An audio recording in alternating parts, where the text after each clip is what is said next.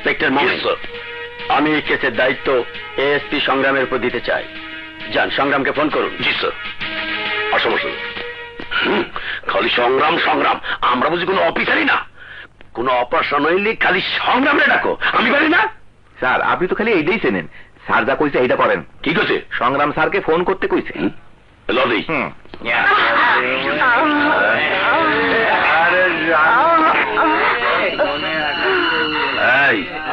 কে তুই? প্লিজ একটা পুড়িয়া দিন, আমার শরীর জ্বলে যাচ্ছে, সারা শরীর আগুন, প্লিজ একটা পুড়িয়া, প্লিজ। টাকা দে আর সুখ নে। টাকা দে। টাকা? টাকা যে আমার কাছে নেই, প্লিজ একটা পুড়িয়া দিন, আমি টাকা দিয়ে দেব। নো, টাকা ছাড়া সুখ নাই রে পাগল। প্লিজ, পাগল না হলে আমি বাঁচবো না। টাকা জোগাড়ের ধান্দা আমি কইরা দিতে পারি। 1 ঘন্টা কাম করবি, যত পুড়িয়া লাগে আমি দেব। কাম করবি? করবো। বলুন কি করতে হবে? চল আমার সাথে।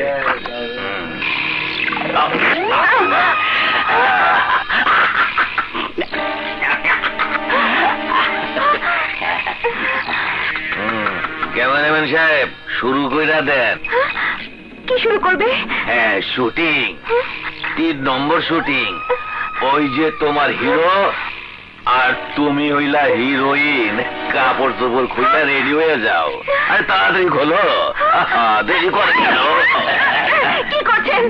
কাপড় খুলছেন কেন? আরে মর্যাদা, একটু বুঝবার চেষ্টা করো। এই ছবিতে কাপড় চোপড় থাকলে কেউ দেখবো না। ওই ক্যামেরাম্যান শুরু করো। অ্যাকশন।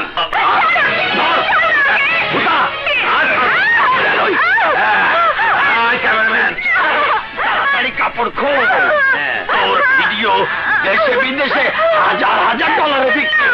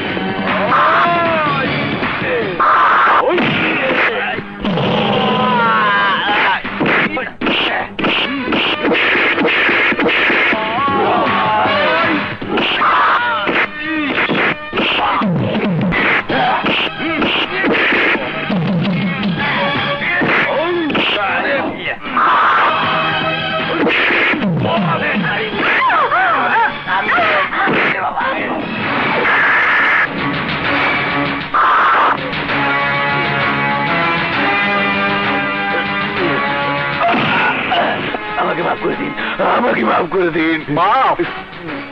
তোকে মাফ করলে আদালত থেকে জামিন নিয়ে আবার এই ধান্দা শুরু করবি। যতবার তোদের অ্যারেস্ট করব ততবার তোরা আইনের ফাঁক দিয়ে বেরিয়ে এসে খুন, রাহাজানি, চাঁদাবাজি, ধর্ষণ আর সন্ত্রাস করেই যাবে। কিন্তু আমি তোদের সেই সুযোগ দেব না। ভাই আমি আর এই কাজ করবো না, আমি ছেড়ে দিই। ছেড়ে দেব? তোদের এক এক করে ধ্বংস করে বাংলাদেশের মাটিকে সমস্ত অপরাধীদের চিরতরে নির্মূল করে ছাড়বো।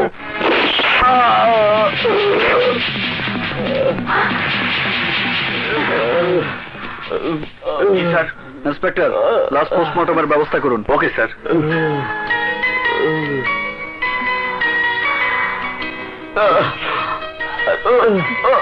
নদী, পুলিশের দায়িত্বের বাইরে আমাকে সহযোগিতা করার জন্য তোমাকে ধন্যবাদ। ওকে স্যার, সহযোগিতা তোমাকে করতেই হবে, না হলে তোমাকে আপন করে পাবো কি করে? হ্যালো, এএসপি সংগ্রাম বলছি। ওকে স্যার, সংগ্রাম ফুলের ধর্ষক কারা তাকে জানতে পেরেছেন? পুলিশ এ ব্যাপারে কি অ্যাকশন নিচ্ছে? পুলিশ কি অ্যাকশন নিচ্ছে তা আপনারা পরে অবশ্যই জানতে পারবেন। Please please. স্যার, এসপি সংগ্রাম, আজ থেকে এই কেস তুমি হ্যান্ডেল করবে।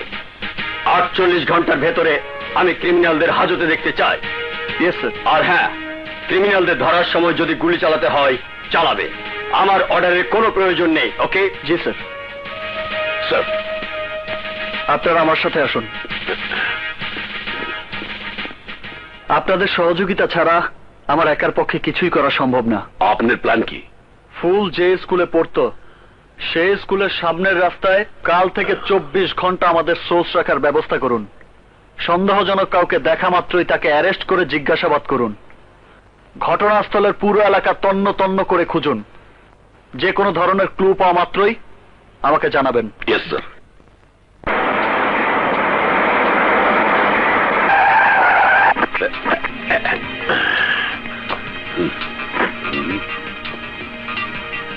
মিস নদী, আপনি একটু খুঁজে দেয় নদীকে। Okay sir. মুই এদিক দেখতে আছি।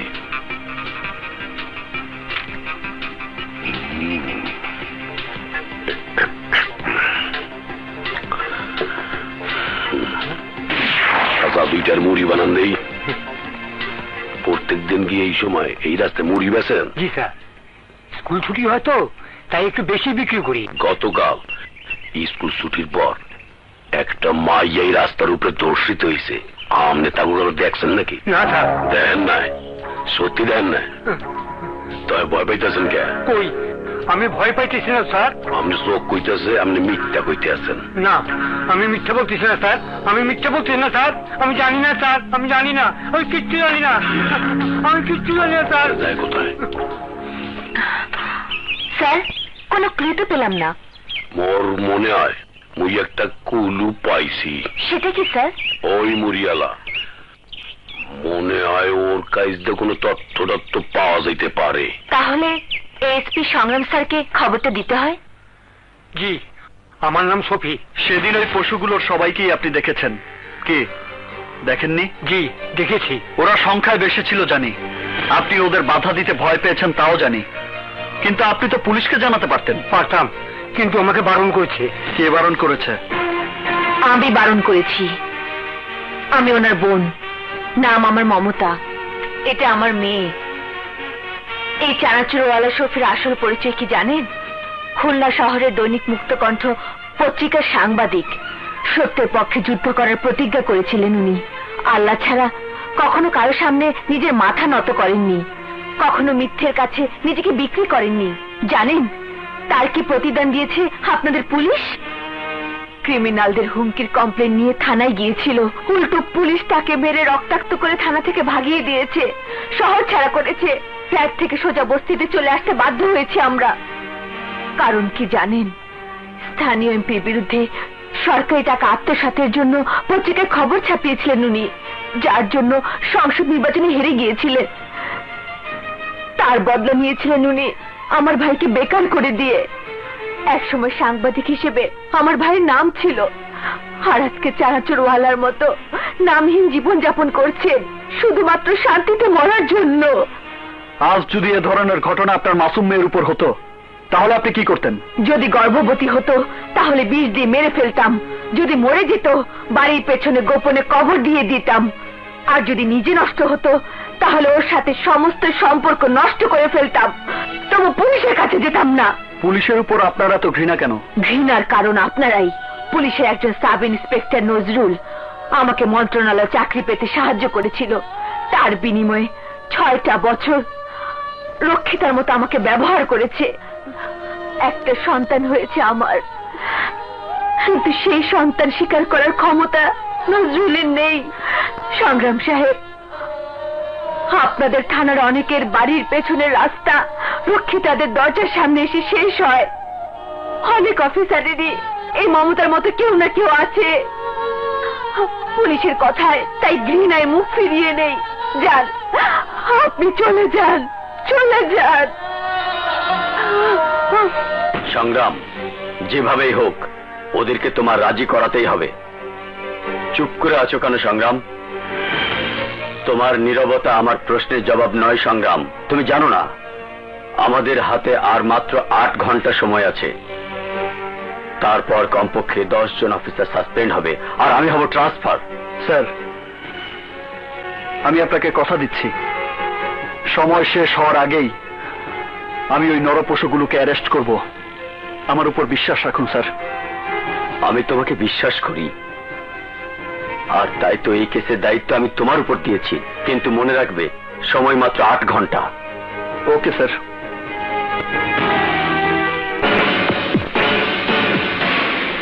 আমি পুলিশ ডিপার্টমেন্টের এই সাফল্যে অত্যন্ত গর্বিত। এএসপি সংগ্রামকে আমি ডিপার্টমেন্টের তরফ থেকে পুরস্কৃত করার জন্য সুপারিশ করব।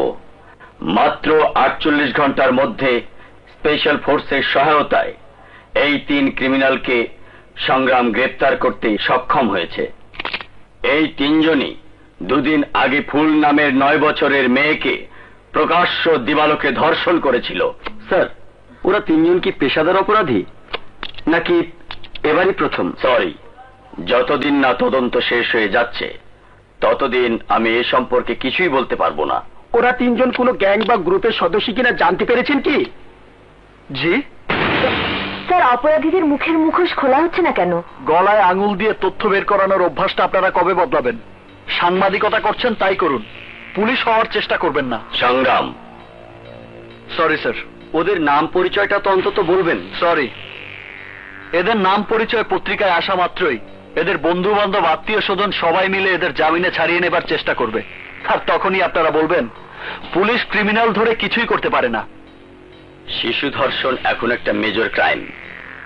প্রতিদিন কোথাও না কোথাও এ ধরনের একটা না একটা ঘটনা ঘটছে।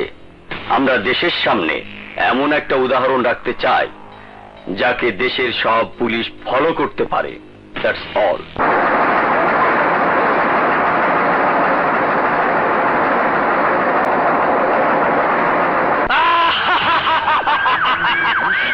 কি রে বউ, এরম করতেছিস কা? আমরা বেঁচে গেছি। এই দেখ, ফুলের ধর্ষণকারীদের পুলিশ অ্যারেস্ট করেছে।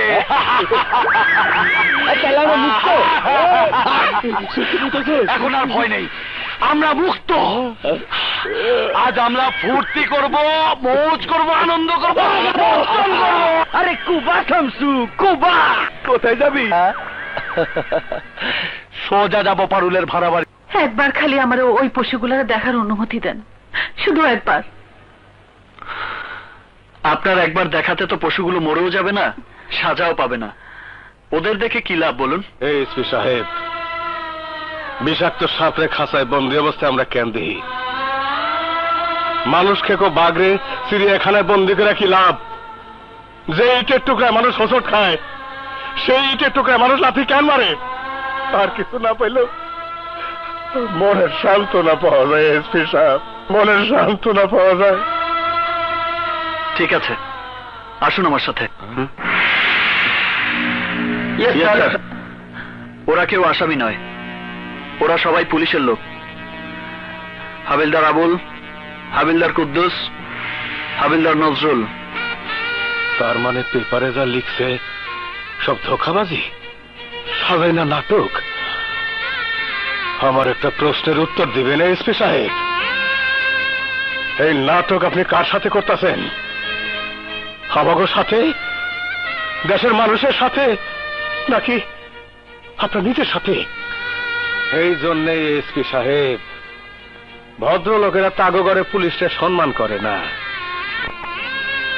রাস্তার কুত্তা যখন ঘেউ ঘেউ করে, এলাকার মানুষ ভাবে তাগো রক্ষা করতেছে, আর যখন কামড় দিবার আহে তখন লাথি মাইরা দূর দূর করে তাড়াইয়া দেয়। আপনারা আমাকে এই মুহূর্তে ঘৃণা করছেন জেনে আমি লজ্জিত।